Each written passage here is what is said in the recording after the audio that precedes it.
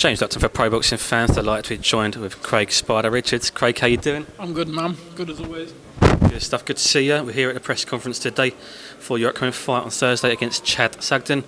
What do you know, Chad? I know he's 11-01. I know he called me out a few months ago. I know he's been waiting for his big break. So this is his opportunity. And I know he wants to make it count. So I've got to put the spanner in the works to make sure that don't happen. So you say the spanner in the works. How much of a spanner in the works could he be for you? I say it's his big opportunity. Yeah, exactly. That's what I'm saying. That's why I've got to stay switched on. Thursday's important. I've got to stay switched on him and go out and get the task done. So, yeah, it's very important for me. Absolutely. Now, I want to talk a little bit about January. Shakan Pitters, British title fight. Mick Hennessy won the purse bids by the looks of things. Talk to me about that. Obviously, you're finally getting it done dusty, Shakan Pitters. Let's talk. Yeah, it's good because we know it's done now. So all I've got to do now, I can put that in the back of my head, focus on Thursday, and then I'll open the rest of the box and the presents for next year.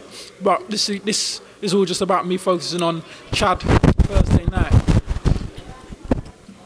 Absolutely. Now, like you say, getting a British title next year. After that, don't want to look too far past the two fights, but what are your plans for 2020 after that? I can see there's loads of light heavyweights keep mentioning my name. So I guess I have a target on my head, especially having the British title. So I just got to stay in the gym, stay focused, and just keep working hard, deal with what's ahead of me. You say a lot of people sort of mentioning your name. I spoke to Hosea Burton at the Golden Contract press conference last week. He said that you avoided him. He said he offered you the fight and you avoided him a little while ago. What's your side of things on that? I've had my side on that. That's a complete lie. I took the fight with Hosea Burton for April the 20th. I thought it was all set and done.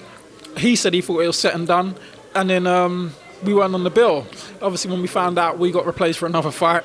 I think it was the Cordina fight. So the fight never happened, never amended to anything. We thought maybe it would be at a later date. And then the board ordered me to fight for a final eliminator against Sterling. So I signed. We was ready. We took the fight. We're in negotiations for it. We accepted it. He accepted it. Well, he said he accepted it. And I spoke to his manager afterwards, and he just said there was a mishaps, that he knows that I signed for it, and etc. But it is what it is. There's no point crying over spilled milk. I was looking forward to that fight, to be honest. To be honest, when the Jake fight first didn't happen in December, he was a possible opponent that I was looking into. But then we heard he was going away for his cousin's fight. I think it was Fury Wilder at the time. He was going Vegas, so he wasn't available. So I didn't get to fight at all December. Then I ended up getting rid of Jake.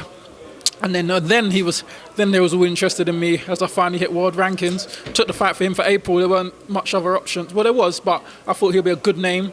Never happened, and I got Sterling. So I've kind of like gone past these guys, and now he's another one probably looking at me and probably thinking that'd be a good stripe to have.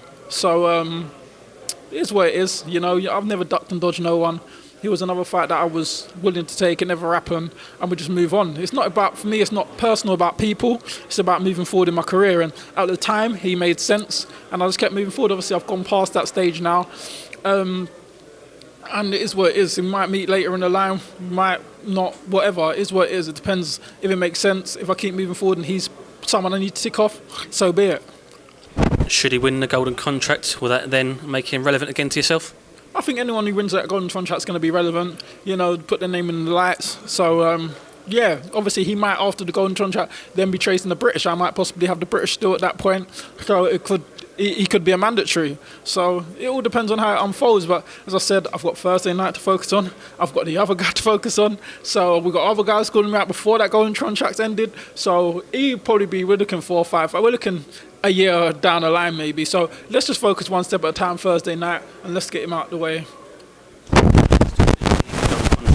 Any surprises for yourself there? No, because I remember even when we was discussing about the British, I think that Wardy was an option as well. It was another one who was an option for the British. Then he obviously entered into the contract as well. And then he got taken out in one round. So it's being an unbeaten fight, that's always a shock. Don't know much about the other guy, but he looked good. So, he looks like to me the favourite right now for that contract. He's the highest ranked fighter in the competition. I think he's ranked 22nd in WBO, WBA. Oh, wow. But look, Nix. Back to Thursday night. What can we expect to see from yourself? Just a good, calm, collective performance. Go out there and just try and do what I've been doing in the gym week in and week out. I've been in the camp, been in the gym for months, watching all the boys graduate. going off to their fight, going off to their fights, doing camps with them. It's my time now, and I want to go out there and put a performance on. And finally, one last thing about Shakan Pitters and yourself. As I mentioned earlier, Mick Hennessy won the purse bid that we've shown on terrestrial TV, Channel 5. Does that make an impact or difference to yourself? Will that potentially widen your fan base and exposure? Not really. 2 guys, 1 ring, same result. Craig Richards, thanks for talking to Pro Boxing fans. Thank you very much for your time.